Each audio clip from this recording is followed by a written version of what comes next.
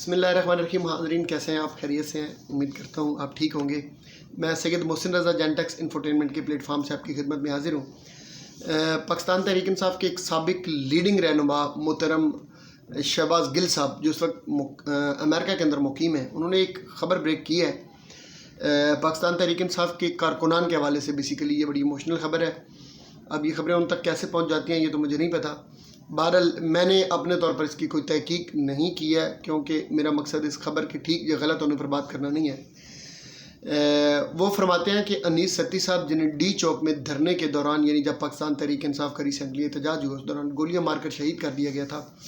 ان کے لواحقین کو، ان کے گھر والوں کو، ان کے خاندان والوں کو ایک آفر کروائی گئی ہے، اور وہ آفر ہے کہ 2.5 کروڑ روپے لے لیں اور آپ اپنی ایف آئی آر نہ کروائیں اور آپ کسی بھی قسم کی کوئی میڈیا سٹیٹمنٹ نہ دیں. اب مجھے نہیں پتا پہلے ایف آئی آر ہو چکی ہے تو اس وقت یہ آفر کروائی گئی تھی، یا ریسنٹلی کوئی ایف آئی آر وہ کروانے لگے ہیں تو یہ آفر کروائی گئی ہے. اس کی مجھے بہرحال ڈیٹیل کا نہیں پتا. تو انہوں نے کہا ہے کہ اس کے باوجود 2.5 کروڑ کی آفر کو ٹھکرا دیا، اور انیس ستی صاحب کے والد صاحب نے کہا ہے کہ ہم نظریہ کے ساتھ کھڑے تھے، ہم عمران خان کے ساتھ کھڑے تھے، ہم پاکستان کے ساتھ کھڑے ہیں، ہمارا بیٹا شہید ہوا ہے، اس کے بدلے میں ہم کسی قسم کی کمپنسیشن یا کسی قسم کا کوئی پیسہ لینے کے لیے تیار نہیں ہے، خواہ وہ دید کے معاملے میں دیا جائے یا جیسے بھی دیا جائے. تو ہم اپنے نظریہ کے لیے، عمران خان کے لیے، ہم اپنے بیٹے کی شہادت جو ہے اسے بیچنے کے لیے تیار نہیں ہیں. اور ساتھ انہوں نے پھر کیپشن میں لکھا کہ یہ ہے محبت عمران خان کے ساتھ، یہ ہے عمران خان کے ساتھ وابستگی. تو میری آپ سے التماس یہ ہے، گزارش یہ ہے یا سوال یہ ہے کہ یہ تو وہ محبت ہے جو کارکنان کی طرف سے ہے، یہ تو وہ نظریہ کے ساتھ وابستگی ہے، یہ تو جنون جو ہے یہ تو کارکنان کی طرف سے ہے.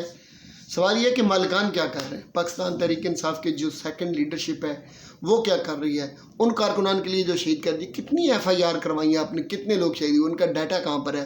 کیا میڈیا پر آ کر ان کو ڈسکس کیا گیا؟ ان کی کوئی ویڈیوز، ان کی کوئی پروف کیا کیا آپ نے؟ سوشل میڈیا کی اتنی بڑی ٹیم ہونے کے باوجود آپ بھی اپنا ماشاءاللہ اچھا یوٹیوب چینل چلا رہے ہیں، تو آپ کر کیا رہے ہیں ان کے لیے؟ یہ تو کارکنان کا جذبہ آپ بتا رہے ہیں، ہمیں تو یہ سننا ہے کہ لیڈرز کیا کر رہے ہیں. تو لیڈرز کی طرف سے معذرت کے ساتھ وہ کمپرومائز ہو چکے ہیں. ہو سکتا ہے کہیں پہ اپنا ایمان بھی بیچ چکے ہوں، اور کہیں سے معذرت کے ساتھ، مجھے نہیں پتا، ہو سکتا ہے انہوں نے کسی قسم کی کمپنسیشن لے بھی لی ہو خاموشی کے لیے کہ ہم میڈیا پر کسی قسم کی آواز نہیں اٹھائیں گے. تو دونوں طرف ہونا چاہیے تھا، یہ ایک طرف کی آواز ہے.